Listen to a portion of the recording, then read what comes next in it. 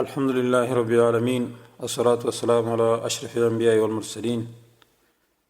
أما بعد، د سلسلة الفقه الجهادي د درسونو په لړۍ کې نن زموږ درس دی د موجوده پاکستاني او افغاني طواغیتو او مرتدینو تختول، یعنی اختطاف او د پیسو په بدل کې د هغې پرېښودل څه حکم لري. په دې باندې موږ بحث کوو انشاءالله. دوستانو، دا خبره یا ساتل پکاري چې د مسلمان وینه او مال په بل مسلمان باندې حرام دی. که حدیث کې راځي، مسلم کې حدیث دی، رسول الله صلی الله علیه وسلم فرمایي: کل المسلم علی المسلم حرام دمه وعرضه وماله. یعنی د مسلمان په بل مسلمان باندې وینه، ابرو اخیستل او مال حرام دی. لیکن هر کله چې یو مسلمان نعوذ بالله مرتد شي، نو الله سبحانه وتعالی موږ ته د داسې خلکو د قتلولو د هغې نه د مال اخیستلو حکم کړی. مال غنیمت دی، ښځې وینځي که ورسره موافقت لرلو دغه ښځو، او قتل واجب دی. علماو د دې دلیل نه یو دلیل نه بلکې ډېر دلایل ذکر کړي دي. امام احمد بن ناصر فرمایي: اما اذا كان المشرك يتلفظ بلا اله الا الله في حال كفره وردته ويفعل من الافعال ما يجب كفره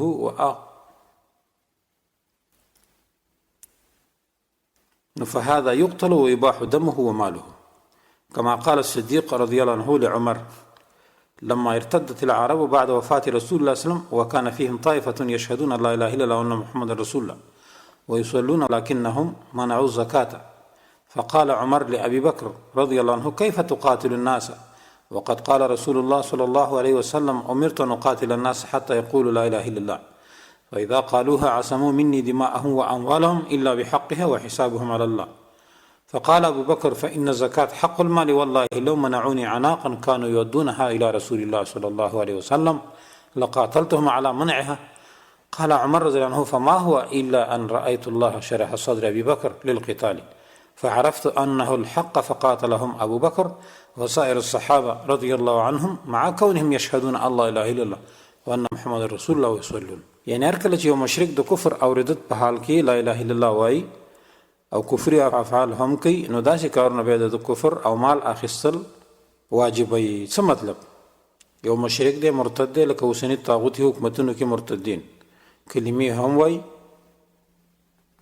نو امام احمد ابن ناصر فرمایي چې لا اله الا الله ویل د ده مال اخیستل او د کفر نه لري کوي، نه ختموي. یعنی دی په دې باندې نه مسلمانېږي چې د مال به حلال نه وي، یعنی دی په دې نه مسلمانېږي چې د وینه به حلاله نه وي، نه بلکې دی به قتلولی شي او وینه او مال مباح دی.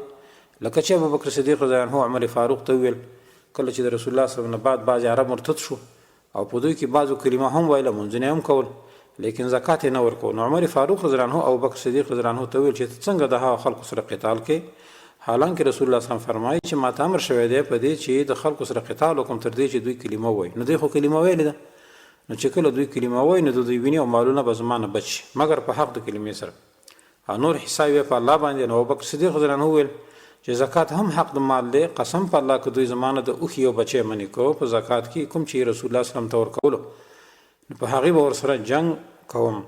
عمر فاروق رضی الله عنه وویل ما ولیدل چې الله د ابوبکر رضی الله عنه سینه د دوی د قتال لپاره خلاص کړه او ما وپېژندل چې دا حق دی. نو ابوبکر او نور صحابه کرام رضی الله عنهم د دوی سره قتال وکړو، سره دې نه چې دوی کلمه ویل او مونځونه هم کول. اوس د مذکوره حدیث نه دوستانو معلومه شوه چې د موجوده طواغیتو او پاکستاني مرتدینو تختول او د هغې وژل د هغوی مالونه اخیستل سنت صدیقي دي.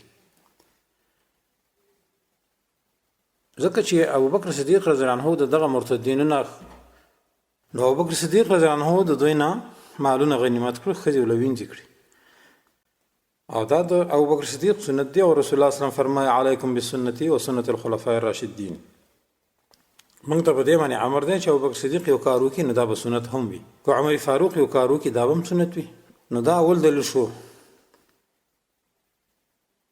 علماء نجد ډېرې فتوی په دې باره کې نقل کړي دي. په درر سنیه کې جلد 9 صفحه 340 او 342 ډېره اوږده فتاوا ده. زه د هغې صرف ترجمه تاسو ته کول غواړم. د بعضې علماء نجد نه پوښتنه وشوه چې د بعضې مسلمانانو په باره کې چې د هغه خلکو مالونه اخلي چې هغوی لره امان نه وي. قولي فعلي مالی محاربي لکه نن دا مرتدین حکومتونه چې کوم دي د دوی مالونه څنګه دي، مال اخیستل جایز دی که نه، د دوی تختول څنګه دي.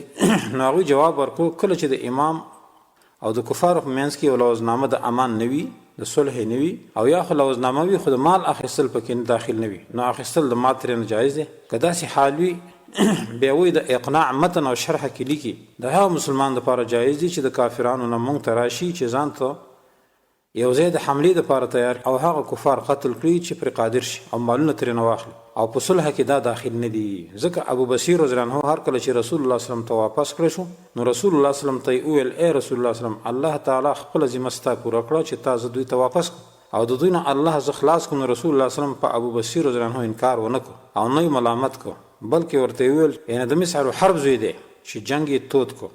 نو که چېرته د سره سړي وې نو هر کله چې ابو بصیر دا واورېدل نو د یو دریاب په غاړه کې پناه واخیستله او ابو جندل ابن سهیل هم ورسره یوځای شو او نور مسلمانان هم د مکې چې دوی په شان وو یعنې اسلام بیا راوړ او مشرکینو به نه پرېښودل نو د هغه سره به یو ځای شو، تقریبا 800 کسان جمع شو. نو هره قافله چې به د قریشو تېرېدله په هغې به یې حمله کوله، مالونه به یې ترېنه اخیستل او اشخاص به یې ترېنه قتلول.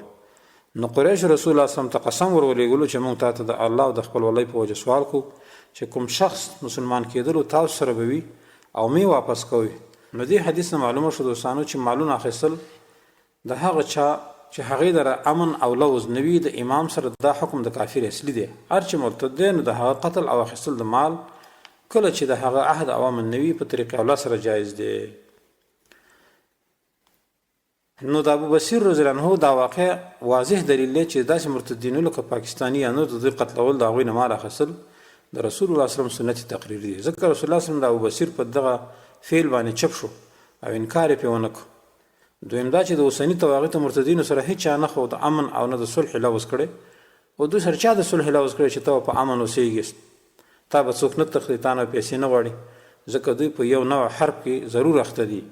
یا خو د حکومت سره فعلي ولاړ دي یا سره قولي ولاړ دي، دوی صفتونه کوي د حکومت، یا مالي ولاړ دي یا بالرأی ولاړ دي، لهذا دوی نه مال اخیستل او د دوی قتلول د دغه دلایلو په بنا باندې جایز دي.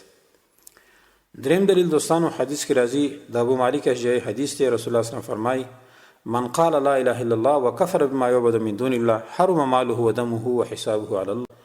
مسلم 2 نمبر حدیث. ان چا چې لا اله الا الله ویل او کفر په طاغوت وکړو نو مال او وینې حرامه ده او نور حساب په الله دی. محدثین د دې حدیث په ذیل کې لیکي چې لا اله الا الله په ډېرو حدیثو کې مقیده ده، لکه چې مخکې د کلمې په شرایطو کې موږ ذکر کړي چې دا کلمه هله به د سړي مال او وینه بچ کی چې په دغه شرطونو باندې او په دغه قیوداتو سره وویل شي چې هغه 9 شروط دي دوستانو. چې یو کفر به طاغوت دی او دا معلومه خبره چې د مرتدینو کفر په طاغوت نه کې خپل طواغیت دي. نو چې کله د کفر په طاغوت باندې ونکو یا شک په دې وکړو په دغه قیوداتو کې او په دغه شروطو کې او یا توقف کې نو مال او وینه به حرام نه ده بلکې حلال ده. صاحب د فتح المجید د دې ډېر بحث کړی، په دې باندې پوره دلایل ذکر کړي دي. نو دې حدیث او د محدثینو اقوال ته چې وکتل شي دوستانو نو د اوسني مرتدینو طواغیتو کلمه په دغه شروطو برابر نه ده چې وینه او مال بچ شي. برعکس د کفر سره دوی محاربین هم ولاړ دي او دارنګه د کفارو سره موالات کړي، قولی وي که فعلي وي که مالی وي، خو په هر قسم حرب کې دوی اختري جنگ کې نو د دوی قتل او مال دواړه جایز دي دوستانو. څلورم دلیل ابو هريره فرمایي رسول الله صلی الله علیه وسلم فرمایي امرت ان اقاتل الناس حتى يشهدوا ان لا اله الا الله ويؤمنوا بي وبما جئت به فاذا فعلوا ذلك عصموا مني دماءهم واموالهم الا بحقها وحسابهم على الله. یعنی رسول الله صلی الله علیه وسلم فرمایي ما ته امر شوی دی چې خلکو سره قتال وکم تر دې پورې چې لا اله الا الله وایي او په ما ایمان راوړي او په هغه دین چې ما دوی ته راوړی دی. کله چې دوی دا کار وکړي نو زمانه وینه او مالونه بچ شو مګر په حق د هغې او نورې سایې په الله باندې. او دا حدیث دلیل دی چې کله د یو شخص کلمه په شروطو برابر نه وي نو وینه او مالي محفوظ نه دی. بل دا چې دې حدیث کې حق د کلمې ذکر شو او یو حق د کلمې کفر بالطاغوت دی دوستان، او هغه دلته په موجوده طواغیتو کې موجود نه دی. لکه چې نن طاغوتي او مرتد حکومتونه کفر په طاغوت نه کوي بلکې خپل طواغیت جوړ شوي دي او د دې سره سره محاربین هم دي، جنگ کوي د مسلمانانو او طالبانو او القاعده سره او نه په کلمه طیبه په خپل شروط سره برابر ده. بلکې کلمه طیبه په ډیرو مواقعو سره ماته ده چې موجب د قتل او د اخیستلو د مال دوی کیږي. د دې وجه نه د دوی مال جایز دی، تختول جایز دی، په دوی باندې پیسې اخیستل هیڅ کوم ممانعت نشته. د شیخ محمد بن عبدالوهاب رحمه الله په زمانه کې چې کله د هغوی مجاهدینو د اهل احساس سره قتال وکړو، دا پنځم دلیل، او هغوی مشرکینو نو دوی ترېنه مالونه غنیمت کړو. د اهل احساس چې د مشرکینو مالونه یې غنیمت کړو د محمد بن عبدالوهاب رحمه الله ملګرو. لیکن بعضې خلکو دغه مالونه ښه نه ګڼل او د شک په سترګې ورته کتل. نو شیخ محمد عبدالوهاب ورته فتوا ورکړه چې ګوره، ان البلد اذا ظهر فيها الشرك واعلن فيها المحرمات وعطلت فيها معالم الدين انها تكون بلاد كفر تغنم اموال اهلها وتستباح دماؤهم، وقد زاد اهل هذه البلد باظهار المثبة لله ولدينه ووضعوا قوانين ينفذونها في الرعية مخالفة لكتاب الله وسنة نبيه، وقد علمت أن هذه وحدها كافية في إخراج من أتى بها من الإسلام. الدرر السنية نهم جلد 250 صفحه. یعنی کوم خار چې د په هغې کې شرک ښکاره کېږي، حرام کارونه علی الاعلان وي او د دین حدود پکې معطل وي، نو دا خار دار کفر دی چې مالونه غنیمت او وینې جایز دي. او په تحقیق دی خار والا د اهل احسا الله او د هغه د دین تکنزل کوي او داسې قوانین جوړ کړي چې په عوامو کې نافذوي چې د الله د کتاب او د رسول الله صلی الله علیه وسلم د سنت مخالف دي. او ته ښه پوهېږي بیا وایي چې دا یو ناقص، یعنی دا یو ناقص چې هغه حدود معطل کول یا کفري قانون جوړول هم کافي دي د اسلام نه د وتلو دپاره، نور خو بیا په کفر کې زیادت دی. د دې نه معلومه شوله دوستانو چې نن د دې مرتدینو اختطاف کول مالونه ځکه جایز دي چې دوی قوانین جوړ کړي دي وضعي او په خلکو کې په زوره نافظ کړي دي. یو دویم د الله د دین پورې دوی خندا کوي، المثبت لله ولدینه، د الله د دین پورې خاندي، حدود نه پرېږدي چې نافظ شي، مجاهدین په دین باندې وجني. نو آیا د دوی مالونه به غنیمت نه وي؟ د دوی وینې به جایز نه وي؟ او شیخ الاسلام محمد الوهاب فرمایي چې دا یو هم د دې دپاره کافي دی چې وینه او مال ولا حلال کی چې یا قانون وضعي چې نافذ کی او یا د الله د دین مخالفت وکي او یا ګناهونه علی الاعلان کی، څوک یې د منع نه وي، بلکې دا حکومتونه د دغه محرماتو د دغه معالم د دین هیڅ خیال نه ساتي، نه محرمات بندي او نه د دین هغه حدود پرېږدي چې دلته نافذ شي. دوستانو نو ځکه د دوی وینې جایز دي، د دوی مالونه جایز دي، د دوی تختول جایز دي، په دوی باندې پیسې اخیستل هیڅ ممانعت نشته. شپږم دلیل شیخ الاسلام محمد بن عبد اللطیف آل الشیخ وایي فمن عجز عن الخروج من بين ظهراني المشركين فأخرجوه معهم يكثر سوادهم إن حكمه حكمهم في القتل وأخذ المال لا في الكفر، وأما من خرج معهم لقتال المسلمين طوعا واختيارا وأعانهم ببدنه وماله ولا شك أن حكمهم في الكفر. مجموعة الرسائل والمسائل النجدية جلد 2 صفحه 115. یعنی هغه څوک چې د مشرکینو د مینه د وتلو نه عاجز شو په هجرت باندې هجرت یې نشو کولی او هغوی د ځان سره وویستلو په زور باندې چې د هغوی د ډلې ډیروالی راوستی و، نو حکم د دې د مشرکینو په شان دی په قتلولو او مال اخیستلو کې. دغه شانې کسان به وجلی هم شي، مال ترې اخیستلی هم شي. البته کافر نه دی ځکه معذور دی، اوس وتلی نشي. لیکن هغه څوک چې د مشرکینو سره د مسلمانانو د قتال دپاره ووتلو په خپل خواخه او اختیار سره او د هغوی سره مدد وکړو په بدن او مال سره، نو شک نشته چې د دوی حکم د مشرکینو دی په کفر کې. د مذکورو نصوصو او علماو د اقوال دوستانو دا معلومه شوه چې د اوسني مرتدینو طاغوتي حکومتونو اهل کار تختول، د هغوی نه پیسې اخیستل، هغوی قتلول د الله او د رسول د حکم مطابق دي، ځکه دوی محاربین هم دي، د مسلمانانو په مالونو باندې غاصبین هم دي، د الله د قانون خلاف مشرعین هم دي، د فحشا او بېدنۍ پرچار کوونکي هم دي، د طاغوت په لاره کې ځانونه مردارۍ د شیطان ملګري دي، لهذا د دوی وینې او مالونه مباح دي. خو یو خبره یاد ساتل پکار دي دوستانو، هغه ده چې دا کار به صرف مجاهدین او طالبان د دین د استحکام دپاره کوي چې تحریک پې قوي شي، بل چاته دا حق حاصل نه دی چې دوی نه غلطه فایده واخلي او د ځان دپاره به سړی تښتې.